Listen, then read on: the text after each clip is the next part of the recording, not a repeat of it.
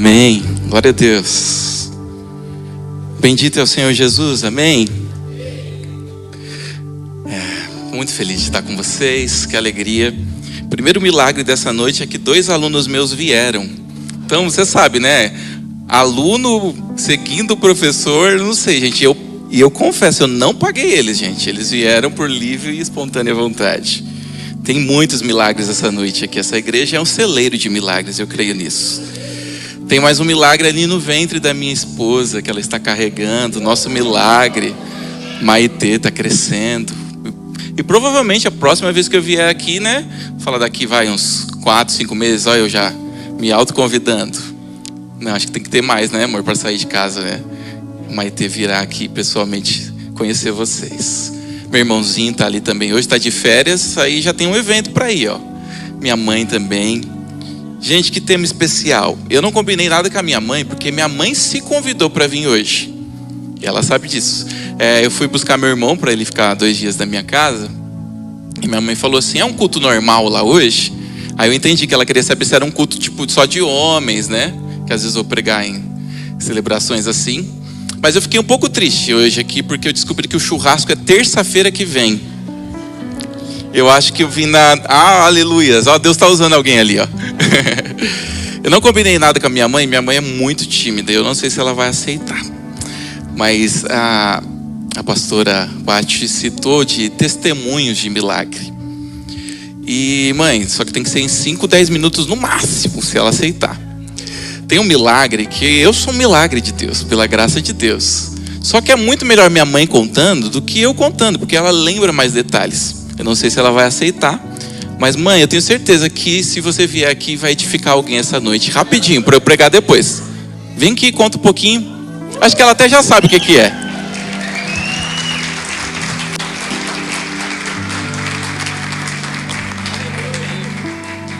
Eu não combinei com ela, então vamos ver, gente.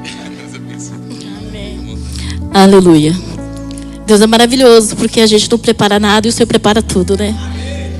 Quando foi começado a falar aqui sobre milagres, e realmente a primeira coisa que veio na minha mente foi um milagre que o Senhor fez na minha vida e na vida do meu filho. E é interessante que quando isso aconteceu foi numa época de Copa. Olha tantas coisas, né, hoje se confirmando. E eu vou falar rapidamente. Eu morava há um bom tempo atrás, o Joel só tinha 1 ano, e onde eu morava não havia água encanada. E ali vinha o caminhão-pipa e enchia ali aquele pipa e as pessoas se reuniam e pegavam água. E eu deixei ele em casa, ele mais meu outro filho que é 1 ano mais velho que ele. E ali a gente ficava um bom tempo pegando água, porque era fila para poder pegar água. Eu tinha já enchido um balde mais ou menos desse tamanho, ele era pequenininho. E eu deixei ali eles dormindo em casa e fui buscar. Para encher, já estava cheio aquele balde, falei assim, vou pegar mais 2 para deixar de reserva, porque eu não sei quando vai encher de novo, para me ter água em casa. E quando eu voltei para casa, só encontrei um. O outro eu não encontrava, que era o Joel. E nesse tempo, como que Deus é maravilhoso, que o Senhor fala que a fé veio para ouvir, e ouvir a palavra de Deus. Por isso que quando a gente ouvimos falar do Senhor, a gente tem que ficar atento para ouvir o que o Senhor quer falar. Porque pode ser que o Senhor vai colocar nós em situação que nós venhamos colocar em prática aquilo que nós ouvimos. E eu cheguei dentro de casa e cadê ele? Eu olhei por todo canto e não encontrava ele. Foi quando eu senti algo tocando no meu coração para me olhar naquele balde. E o interessante é que aquele balde, ele ficava em cima de uma cadeira. E ele era um balde, ele era grande. E ele era bem largo em cima e embaixo ele era estreito. Eu não sei como, ele subiu e conseguiu ir naquele balde e caiu de cabeça para baixo. Sendo que embaixo era estreito e em cima era bem largo o balde e cobria ele todinho. Mas até aí eu não sabia que ele estava ali. Quando eu olhei para aquele balde, só vi o solado do sapato dele. Eu já não sei quanto tempo ele estava ali. E ali eu puxei ele de dentro do balde.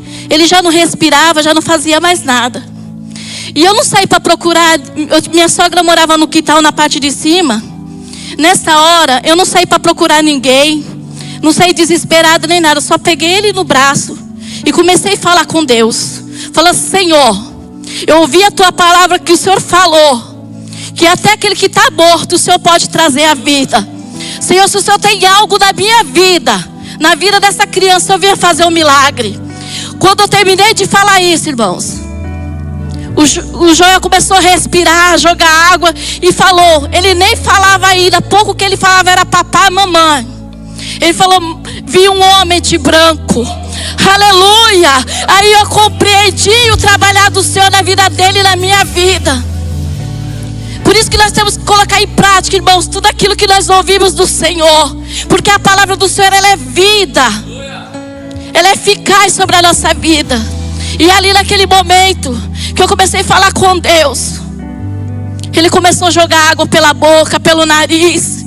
E a primeira coisa que ele falou, que ele viu um homem de branco. Aleluia. E eu quero dizer para os irmãos na noite de hoje, o mesmo homem de branco que estava ali naquele dia, ele está aqui nesta noite presente, aleluia, visitando. Basta tão somente nós crer no milagre do Senhor, porque o Senhor ainda faz milagre, irmãos.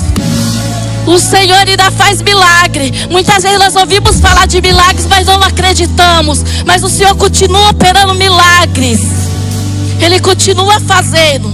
Só basta nós crer e confiar que Deus está trabalhando. Que Deus possa abençoar a igreja, amém? Aleluia. Amém. Glória a Deus. Glória a Deus. Quando minha mãe se animou ali, já falei, nem vou pregar mais hoje. Obrigado, mãe, por nos lembrar esse milagre. Glória a Deus. João capítulo 5, por gentileza. João capítulo 5. O Douglas chegou em mim agora ali, ele falou: ó, Joel, hoje tá quente. Aí eu falei, Douglas, viu, ó, eu conheço também. Minha mãe manda o coque, sei que também. Ó, tem o pezinho lá. Amém. Glória a Deus. Deixei um slide também com os meninos ali, depois se eles puderem me auxiliar, tá bom? Mas por enquanto pode ser o texto. Obrigado. João capítulo 5, verso 1. Algum tempo depois, Jesus subiu a Jerusalém para uma festa dos judeus. Há em Jerusalém, perto da Porta das Ovelhas, um tanque que em aramaico é chamado de Betesda, Bet-esda, que pode ser traduzido como Casa da Misericórdia, Casa da Compaixão, Casa da Graça. Tendo 5 entradas em volta, ali costumava ficar grande número de pessoas, doentes e inválidas, cegos, mancos, paralíticos. Eles esperavam o movimento das águas. Aí o texto explica qual era a crença dessas pessoas. De vez em quando, eles acreditavam que descia um anjo do Senhor e agitava as águas. O primeiro que entrava no tanque, depois de agitadas as águas, era curado de qualquer doença que tivesse. Um dos que estava ali era paralítico, fazia 38 anos. Quando o viu deitado e soube que ele vivia naquele estado, naquela situação durante tanto tempo, Jesus lhe perguntou: você quer ser curado? Disse o paralítico: Senhor, não tenho ninguém que me ajude a entrar no tanque quando a água é agitada. Enquanto eu estou tentando entrar, outro chega antes de mim. Então Jesus lhe disse: levanta-te, pegue a sua maca e ande. E imediatamente o homem ficou curado, pegou a maca e começou a andar. E isso aconteceu num sábado. Se você puder fechar os seus olhos mais um minuto. Senhor, nós te louvamos pelo testemunho desse milagre, Deus. A honra é sua, a glória é sua. O milagre é seu, Jesus. O milagre aponta para ti, Pai. Senhor, eu sei que ao longo desses próximos dias e nos dias que já passaram, homens e mulheres usadas por Deus subiram e subirão nesse lugar e ministrarão a tua sagrada palavra, e ela, apontando para ti, é suficiente. Pedimos, Senhor, que nada além dela, Senhor, seja ministrado hoje, que em nome de Jesus nós possamos sair dessa celebração mais parecidos contigo, Jesus, para viver uma vida de milagre. Em nome do Pai, em nome do Filho e do Espírito Santo. Amém. Einstein, talvez uma das pessoas mais capacitadas cognitivamente que pisaram essa terra, um dia analisava os astros, analisava a física, analisava a matemática e, curiosamente, ele chega a uma conclusão: Ou tudo é milagre, ou nada é milagre. Você tem duas maneiras de viver. Ou acreditando que os milagres existem, que eles acontecem o tempo todo. Ou acreditando que nada é um milagre, que tudo é fruto de um acaso. Essa geração que a gente leu aqui acreditava muito no milagre. E vocês viram que, tal como a minha história, essa história também tem água. Essa história também tem, não é uma bacia, não é um balde, mas tem um tanque, uma piscina, um tanque de Betesda que recentemente tem um tempo já, em 1888, foi reencontrado e descoberto pela arqueologia, comprovando a mesma região, próxima de Jerusalém, medindo cerca de 13 metros de comprimento, a 18 e 3,5 de larguras. Um tanque muito conhecido, e provavelmente você já ouviu essa história. Essa história, ela mostra uma geração que desejava um milagre. E essa história é curiosa, porque ela cita ali as características daquelas pessoas que corriam em direção ao milagre. E uma das palavras que o texto diz é que eles eram inválidos. O Novo Testamento, como já foi citado hoje aqui, ele é repleto de milagres. Depois dos evangelhos, a gente também tem várias citações de milagres acontecendo o tempo todo, porque milagres eram sinais do reino de Deus. Eles apontavam para algo muito maior. Mas tem uma história curiosa que está registrada em Atos capítulo 8. De um homem chamado Simão, o mago. Sim, o mago, porque ele realizava aparentes milagres que chamavam a atenção de muita gente. No capítulo 8 de Atos diz que uma multidão também se reunia por conta dos milagres. E ele era impressionante. Só que aí chega um homem usado por Deus, de fato usado por Deus, Filipe, prega naquela região, ele se converte. E ele está no processo ali de discipulado, que eu sei que tem aqui. E no processo de discipulado a gente é novinho na fé. Então a gente ainda tem muitos equívocos, a gente comete erros. Se ele já estava impressionado com Filipe pregando, ele fica ainda mais impressionado em Atos capítulo 8, você pode ler lá depois, quando chega os bambambam. Porque aí depois quem vai visitar a região é Pedro e João. Pedro e João vão ministrar a palavra, eles começam a orar com imposição de mão, e o texto bíblico diz que há um derramamento do Espírito Santo. Além de sinais, de maravilhas, de cura, há um derramamento do Espírito Santo. O Simão, agora ele olha aquela situação, e ele fica tão admirado daquilo, que ele chega para perto de Pedro e de João, e ele deixa, sabe, coisa de recém-convertido. Quanto que eu pago para ter esse dom?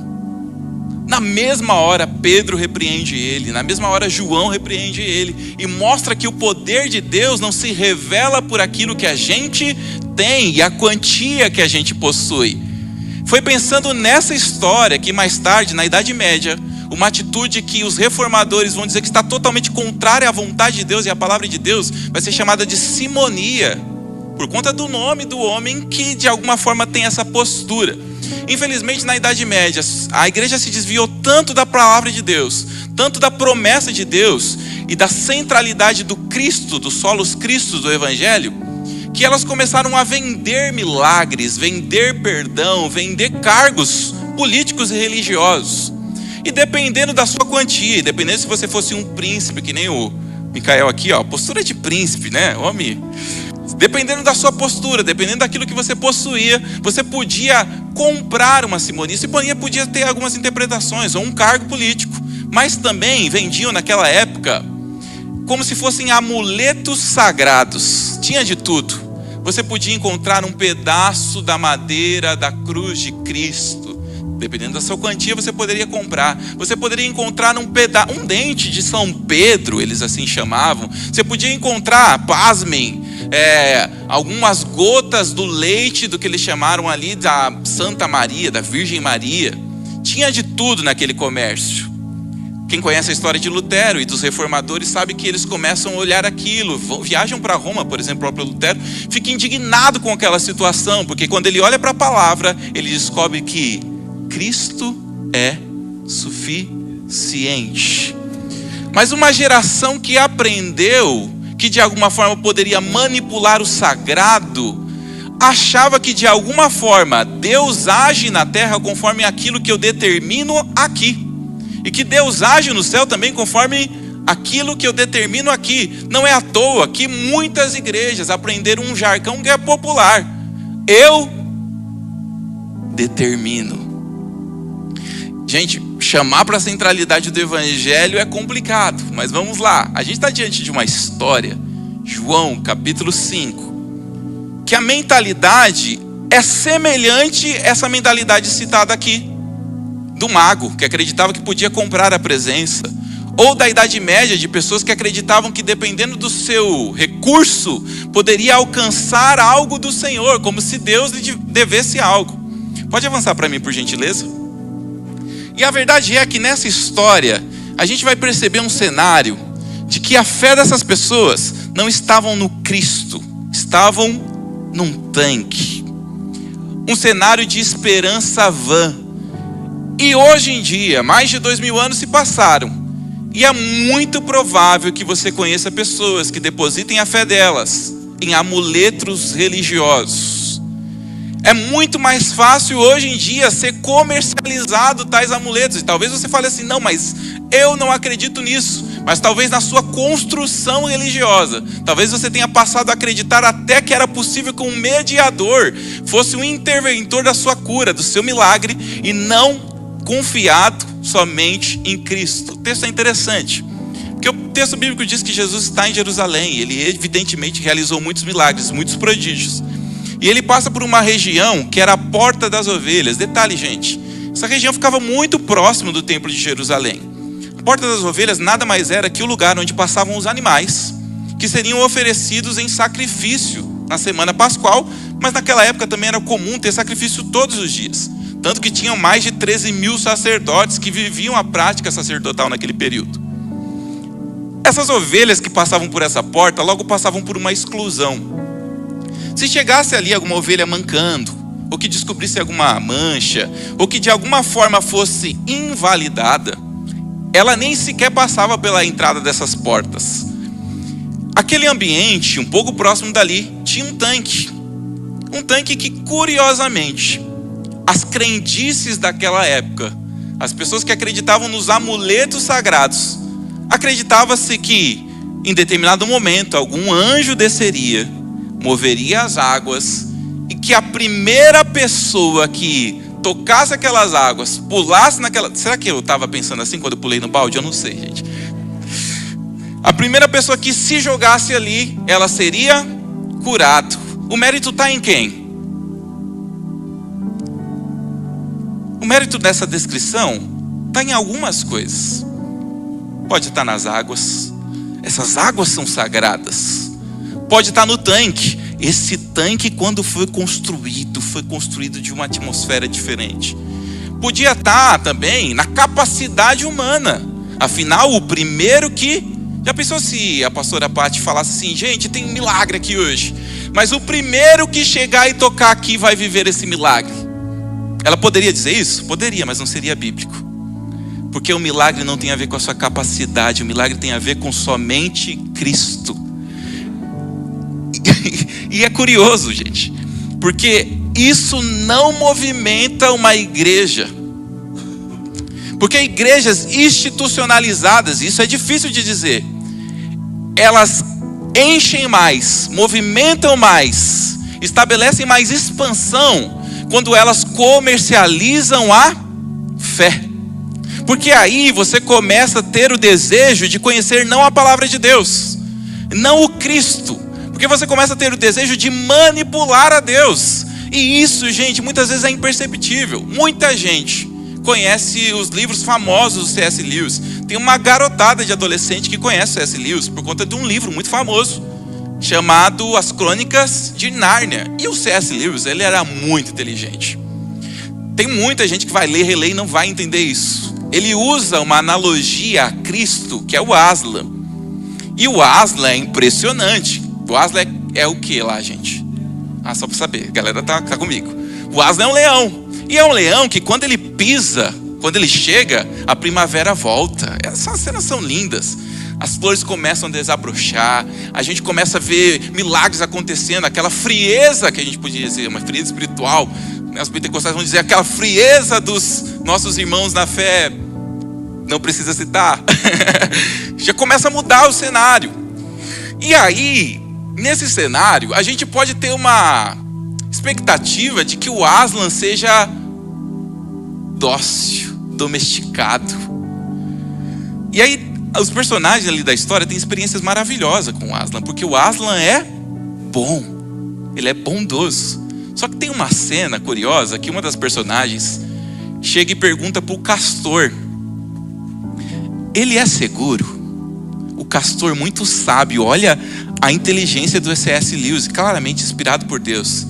O C.S. Lewis, ele escreve: ele não é seguro, ele não é domesticável, mas ele é bom. Muita gente lê isso e não entende. Eu vou usar uma outra analogia, não sou tão inteligente quanto C.S. Lewis, para simplificar. Eu vi um circo agora há pouco que vai ter aqui em Suzano. Hoje em dia os circos, a maioria não tem leão, mas era muito comum antigamente você ir para o circo e você ter um leão aparentemente domesticado. Era uma atração, porque o ser humano tinha controlado o leão.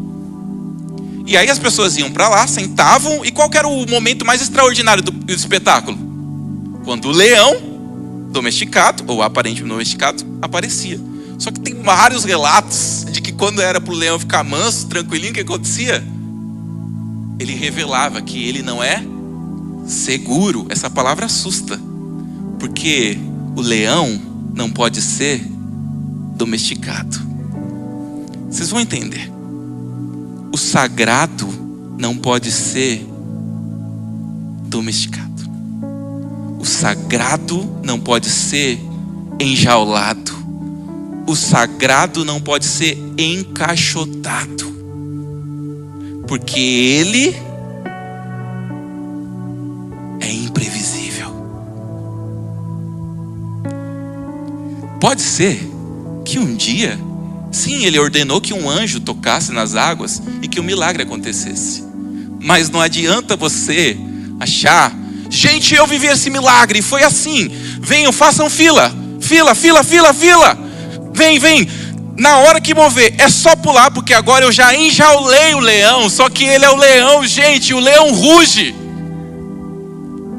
Muitos de nós, e gente, eu não estou deslegitimando essas experiências. Muitos de nós já vivemos curas extraordinárias. Eu sou um testemunho disso. Mas eu não posso dizer para você que se você tiver com uma criança que está ali sem respirar, que você pode mergulhar ela num balde, você vai tirar ela de lá e quando você orar ela vai voltar à vida, porque eu não comando Deus, Ele é soberano. As nossas experiências religiosas institucionalizadas, não estou dizendo que aqui é assim, pelo amor de Deus, mas a experiência que muitos de nós já vivemos e construímos a nossa fé, muitas das vezes o Deus dessa religião não é o grande eu sou, somos nós mesmos. Porque nós queremos comandar o modo de Deus agir, e nós queremos estabelecer, vamos fazer uma campanha, e no final dessa campanha, Deus vai te dar a bênção. Mas quem está determinando isso? Não é o solus Christus, no latim somente Cristo. Essa determinação é humana, e Deus não pode ser domesticado, Deus não pode ser enjaulado, Deus não pode ser encaixotado. Ele é imprevisível, e mesmo sendo imprevisível, Ele é bom. E isso é extraordinário, porque aquelas pessoas estavam ali e Jesus passa naquele lugar. É interessante que a Bíblia revela muitas características sobre o grande eu sou. A Bíblia fala que ele é a porta. Ele estava numa região conhecida como a porta das ovelhas. A Bíblia fala que ele é o bom pastor que cuida das ovelhas. Ele abandona aquela que está ferida. Aquelas portas deixavam passar só as aparentemente perfeitas. Só que Jesus é aquele que deixa 99 e vai atrás da ovelha ferida, a incapacitada, aquela que pela lei, pelo legalismo, não era capaz de adentrar os santos dos santos. E ele vê ali, e é curioso demais, gente. Eu acho a Bíblia fantástica. Gente, não tem como. Você começa a ler a Bíblia, não tem como, gente. Você tem que se aprofundar. É uma coisa assim, não tem como explicar. É palavras geradas na eternidade. Ele se depara e tem um monte de gente doente. Só que Jesus não veio ao mundo para curar todos os doentes. Você já reparou que Jesus morre na cruz e ele fala tetelestai, que significa está consumado, a obra está completa. Mas teve um monte de gente que ficou cego. Teve um monte de gente que continuou coxo. Teve um monte de gente que continuou sem ouvir. Porque ele não veio fazer o que as pessoas queriam que ele fizesse. Ele veio fazer aquilo que Deus Pai queria que ele fizesse e cumpriu a obra. Porque a missão de Deus não é te resgatar só dessas fragilidades humanas que acontecem na nossa vida, que são as aflições presentes. Ele pode fazer? Ele pode. E quando ele faz, é uma placa que aponta para Cristo e para a eternidade. Ele não faz para que você bata no peito e você se sinta melhor que seus colegas, seus amigos, ou que você agora abra um circo domesticado do leão, porque foi comigo assim, vai ser assim com você. Vocês estão me entendendo? Gente, vai doer um pouquinho, vai fazer a gente repensar um pouquinho, mas aí a gente vai lembrar que o leão é bom, que ele não é seguro. Se tem uma coisa que os pastores que começam a caminhar com Deus descobrem, alguém que começa a ser discipulado, o evangelho não é seguro, gente. Se te venderam essa imagem de agora eu sou cristão, minha vida está segura, Covid-19 não vai me alcançar porque eu sou cristão, desemprego não vai me alcançar porque eu sou cristão. Não. No mundo tereis aflições, mas tende bom ânimo. Outro detalhe, bondade não é o que Deus faz, é o que Ele é. Pela graça de Deus, nós recebemos um milagre do Senhor, porque Ele é bom, não porque Ele fez esse milagre. Mas se Ele não fizesse, Ele é bom, Ele continua sendo bom. E isso muda todo o cosmos, gente. Porque uma coisa é você acreditar que Deus ouve as suas orações, isso é importante, eu creio nisso. Mas outra coisa é você lembrar, mesmo quando não acontece do seu jeito, que Ele continua sendo bom. E aí volta para a história. E aí Jesus, pode ir avançando, gente, que esse slide é mais para pedagógico aqui pra gente. Algumas coisas, se vocês quiserem anotar, fica à vontade. Obrigado. Ele se depara com um homem ali, que acreditava na cura há 38 anos, baseado numa lenda popular. Gente, você já parou para pensar? 38 anos, eu nem vou perguntar aqui se tem alguém esperando por um milagre tanto tempo assim, eu creio que não, em nome de Jesus. Mas 38 anos é pouco ou muito tempo? Gente, às vezes a gente fica com uma enfermidade, 1 mês, 2 meses, 3 meses, a gente já fica com aquela ansiedade, com aquela preocupação. Você tem ideia que antes do verbo se fazer carne, ele já estava lá no poço? Porque a gente conhece pela datação, Jesus inicia o seu ministério com quantos anos? 30. Digamos que ali ele estava com 31, mais 32, 33. Aquele homem estava ali antes de Deus decidir encarnar e fazer morada no ventre de uma mulher. Em outras palavras, Deus ouviu a oração daquele homem antes mesmo de tabernacular-se entre nós, de se tornar um tabernáculo vivo entre nós. Só que tem um detalhe, aí a gente vai falar, como pode? Se Deus é bom, por que Ele não curou aquele homem? Que é um grande dilema da filosofia humana. Se Deus é bom, então por que o mal existe? Se Deus é bom, então por que Ele não curou a minha mãe quando eu orei desesperadamente por ela? Se Deus é bom, então por que Ele permitiu que meu pai partisse? Se Deus é bom, então por que isso aconteceu no meu casamento? Se Deus criou todas as coisas e tudo que existe foi criado por Ele, então Deus criou o mal? Com certeza você já ouviu algumas perguntas dessas. E se você for honesto com você mesmo, você já fez perguntas assim. E a grande realidade é que nós temos um olhar muito antropocêntrico. Nós queremos ler a Bíblia com esse olhar, nós queremos olhar a realidade humana com esse olhar, mas olha se a gente refizer essa mesma pergunta com o olhar de Deus.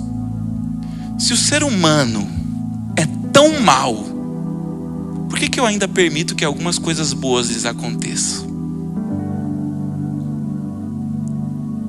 Porque o que a gente merece não é o bom, não é o bem, mas Ele insiste em fazer.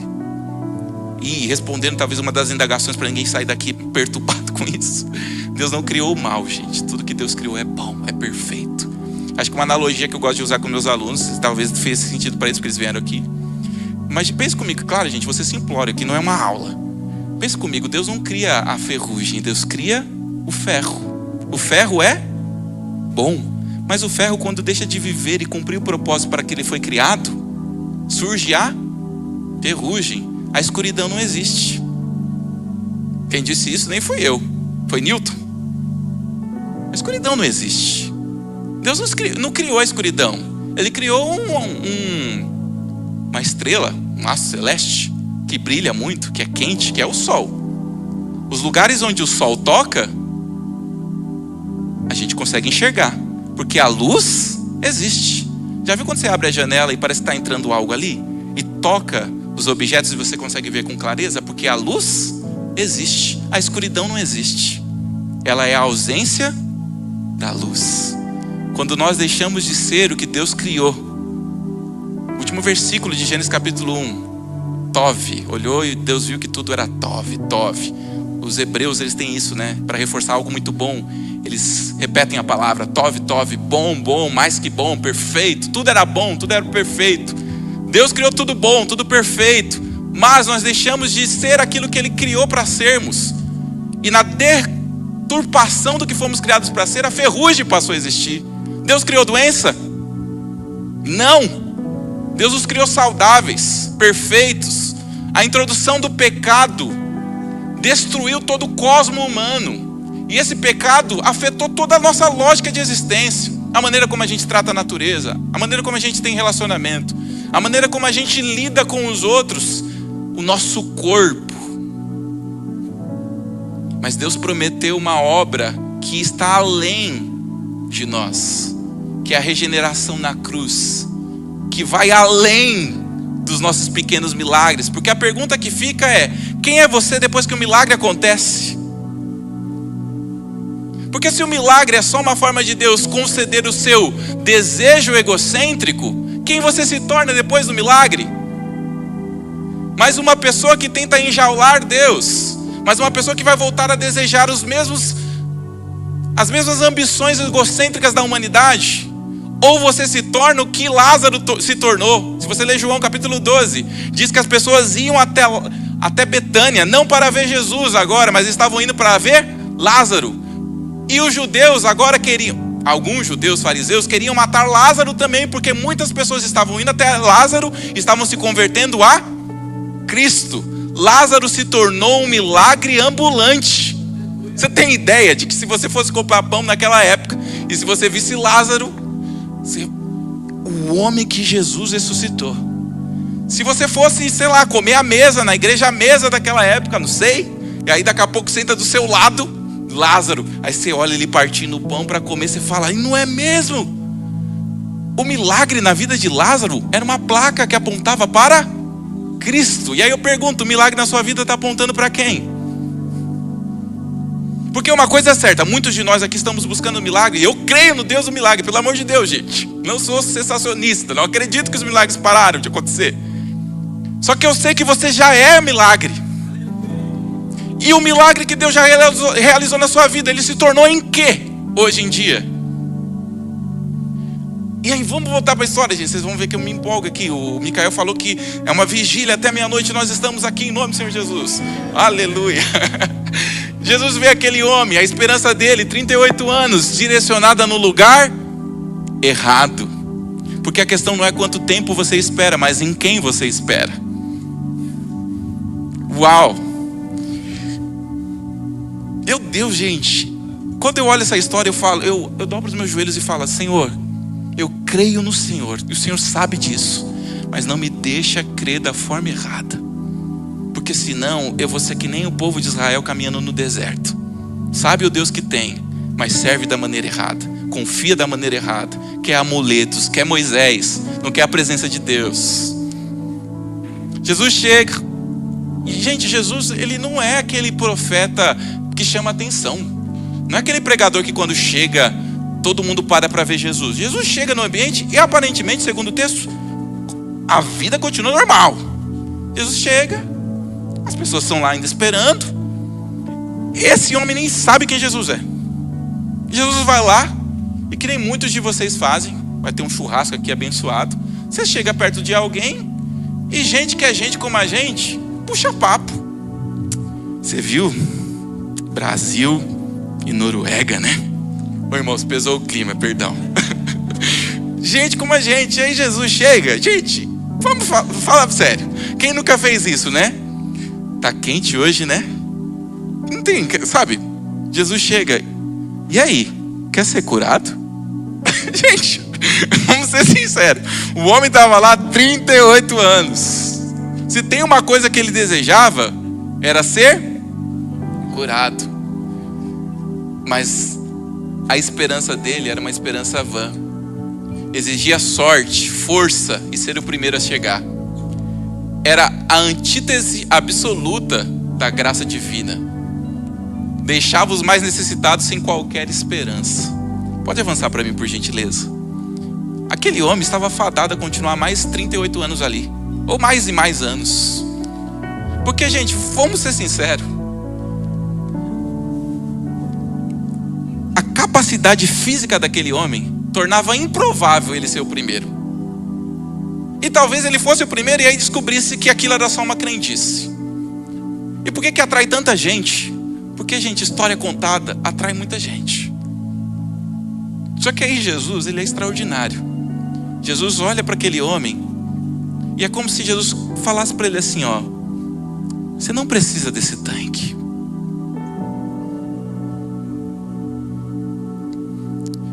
Eu sou suficiente.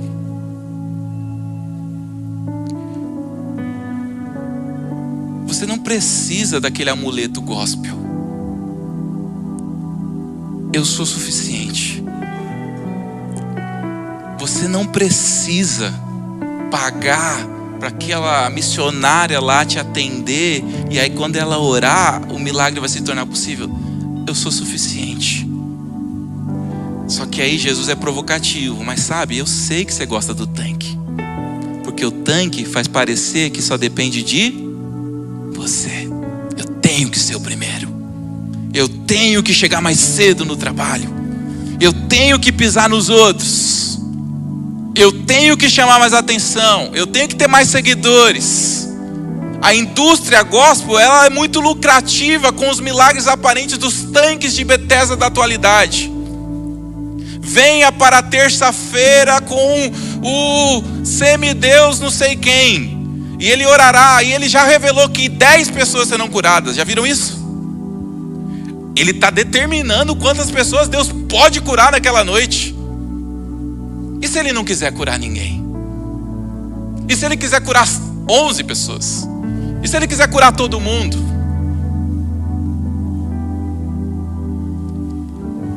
O leão ruge. Talvez nós estejamos vivendo um período de milagres silenciosos. Não que Deus não faça milagres, porque Ele faz milagre o tempo todo. Como eu disse, lembro de Einstein. Eu acredito que tudo é milagre. Pela graça de Deus, a vida é um milagre. Seria improvável sem um dom divino. Porque Ele sabe que o jeito que a gente construiu a indústria gospel moderna, os milagres visíveis, notórios, são facilmente transformados em publicidade. É por isso que muitas vezes você nem descobriu o câncer, já estava lá e ele curou.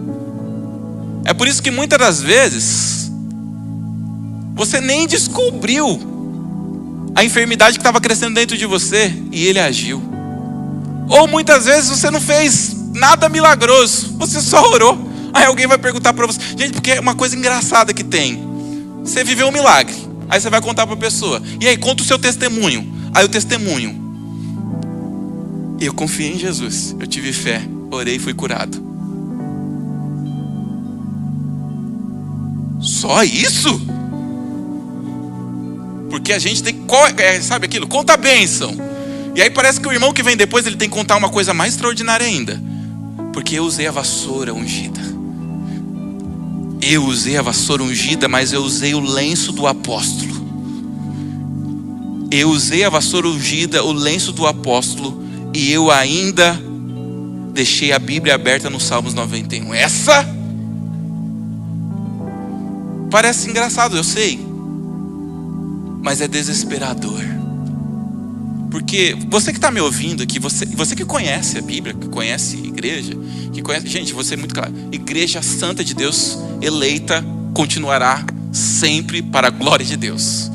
Mas, como eu posso dizer, manipuladores da fé continuam construindo tanques. Porque o tanque, tinha pouca gente ou muita gente lá? Porque o tanque atrai pessoas. Porque o tanque mantém necessitados ali. E era só necessitado que tinha lá? Não. Quer um exemplo? Quando Jesus faz um milagre, qual é a primeira pessoa que reclama? Os poderosos. Opa! Não estava no roteiro, hein? É sábado. Hipócritas. O sábado foi criado para vocês, para ser descanso, para ser bênção. Mas as tradições orais de vocês pesaram tanto o sábado, que o trabalhador chega no sábado, ele está tão preocupado com tanta regra, que ele não vê a hora do sábado acabar para voltar um dia normal. Vocês se tornaram escravos dos sábados. Eu sou o Senhor do sábado. Ele não veio abolir, ele veio mostrar o real sentido. Como pode, no sábado, você vai lá e tira o seu boi que caiu no buraco, mas você não quer ajudar um ser humano no sábado? Porque os poderosos não estão preocupados com a sua dor. Os religiosos que lucram com a religião não estão preocupados com você. Está preocupado com o nome dele ser mais conhecido. É capaz dele desejar que o milagre aconteça na sua vida, não para que Deus seja exaltado, mas para que ele poste lá no outro dia dizendo: olha, eu orei o milagre. Mas quem é Deus nessa história? Mas ele continua sendo bom. Deus é maravilhoso. Mas se tem uma coisa que ele não compactua, é com enganação. Aquele homem se levanta. O milagre acontece porque Jesus diz para ele assim: levanta, toma a sua cama, anda. Gente, fato extraordinário. As pessoas que estavam ali ao redor conheciam a história dele. E se tem um testemunho vivo, é quando as pessoas conhecem a sua dor e elas veem a mudança que Deus está operando na sua vida. E ele não era um evangelista muito bom, porque quando perguntam para ele quem curou, ele não sabia nem dizer direito. Só que ele faz o que Cristo mandou: vai lá no templo, segue, faz direitinho. Depois ele se reencontra de novo. Gente, o detalhe do sábado também é curioso, né? Vamos ser sinceros. Micael, imagina que você esperou 38 anos. Jesus sabia, certo? Sabia que era sábado. Custava esperar mais um dia? Porque o sábado também não pode enjaular o nosso Deus. Gente, e não é que Cristo veio abolir a lei, é porque a lei também é menor que o nosso Deus. Jesus não veio abolir o templo, mas o templo também não comporta o sagrado. Os sacerdotes daquela época, dos santos do santo, achavam: a gente comanda o negócio aqui. Gente, a corrupção era tanta, e eu acho que eu já tenho que parar. A corrupção era tanta, que até para você comprar um cordeiro para o sacrifício, você tinha que trazer a moeda certa que eles queriam. Para você fazer o câmbio para essa moeda, eles cobravam 5, 6 vezes mais. Se você trouxesse um cordeiro, uma ovelha da sua casa, cuidadinha, bem bonitinha, chegava lá e eles faziam vista grossa: ó, tá bonita, mas esses cílios aqui não tá legal. Porque queriam vender. Só que o milagre não se vende. O milagre acontece quando você realmente deposita o sola fide, a sua fé somente em Cristo. Eu não vim aqui pregar contra milagres. Eu não vim aqui de modo nenhum dizer o que a gente está fazendo não é a vontade de Deus. Mas eu vim, pela graça de Deus, te lembrar que você não precisa do tanque. Você precisa do Cristo. E talvez você acha que está seguindo o Cristo, mas você precisa relembrar onde está a sua esperança. Onde você tem colocado as suas expectativas. Avança para mim, por gentileza. Deixa eu só citar isso aqui, ó. Competição cruel, mediação indireta, incapacidade. Gente, tudo isso aí é maravilhoso da gente pensar.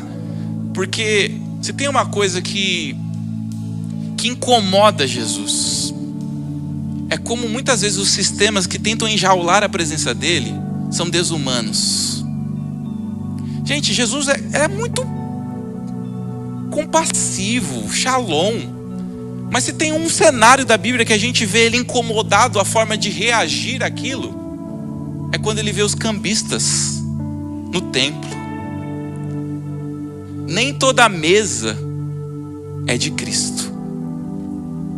Tem mesa que Ele derruba, mas eu creio em nome do Senhor Jesus que essa mesa aqui foi Ele que estabeleceu. Para concluir, gente, em nome de Jesus, pode ir para o final, por gentileza. Pode ir, mais um. Pode avançar, por favor.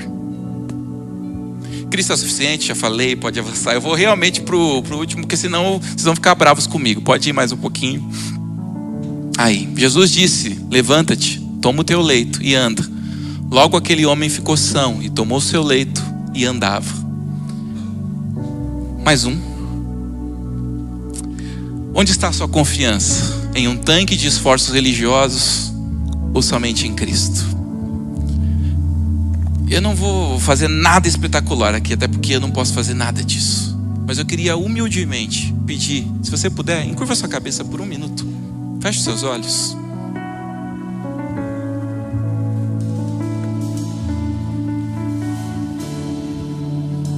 Pense sobre isso que a gente conversou aqui hoje, sobre aquilo que o Espírito Santo ministrou ao seu coração hoje. Talvez sem perceber, e eu não estou falando que você fez isso por um desejo ambicionista, não. Sem perceber, talvez você tentou tornar Jesus um amuleto.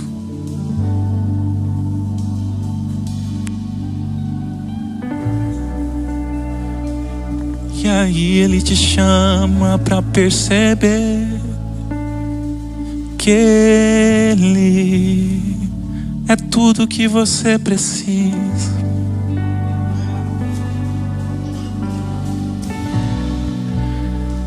Precisamos voltar a confiar no Cristo ressurreto, mais do que na água, mais do que nos nossos cálculos, mais que a psicanálise, ou seja lá o que a gente tem inventado para tentar curar os nossos anseios humanos.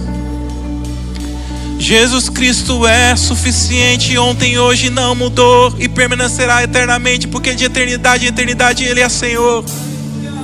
O mesmo Deus que criou os astros, que fez a divisão entre a terra e o mar, a sua preocupação para Ele é uma fagulha no universo.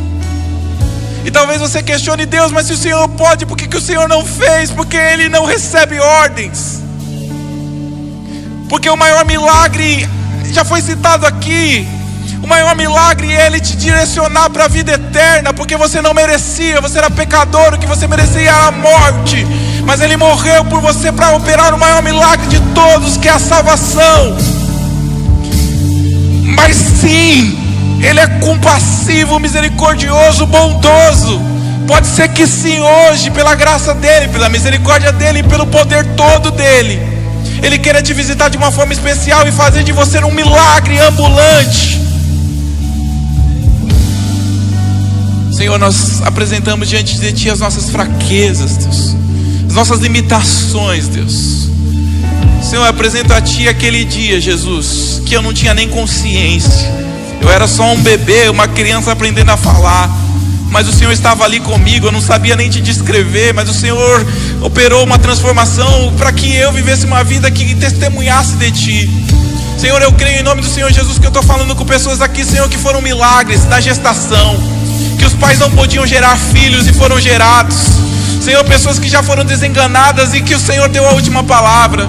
Senhor, pessoas que já passaram por depressão, ansiedade, transtorno de pânico, achavam que a luz nunca mais ia brilhar, mas brilhou novamente. Senhor, nós oramos não só pelos milagres que vamos receber, e nós vamos receber porque o Senhor é bom, não porque nós somos bons, mas oramos agradecidos pelo milagre que o Senhor já fez. O Senhor nos salvou, Jesus. Senhor, remove os nossos tanques da modernidade, Senhor. Senhor, remove os nossos tanques do nosso ego, Pai. Destrona reinos, Senhor, destrona reinos humanos e revela a Tua glória, Senhor, porque Tu és a pedra angular. Impérios se construíram, impérios passaram, mas o Senhor continua sendo o mesmo Deus. Obrigado, Deus. Obrigado pelas vezes que a gente orou e o Senhor não respondeu, porque o Senhor é bom, o Senhor sabe o que faz. Obrigado, Deus, pelas vezes que a gente orou e o Senhor respondeu, porque o Senhor é bom e sabe o que faz. Mas acima de tudo, Senhor, obrigado, porque o que prevalece não é a minha vontade, não é a vontade, Senhor, ministerial, não é a vontade de impérios. O que permanece hoje, ontem e sempre é a vontade daquele que criou tudo que há. Obrigado, Deus, por esse tempo, Deus. Obrigado por essa palavra. Obrigado, Senhor, por essa mensagem, Senhor. Que isso seja vivo em nós.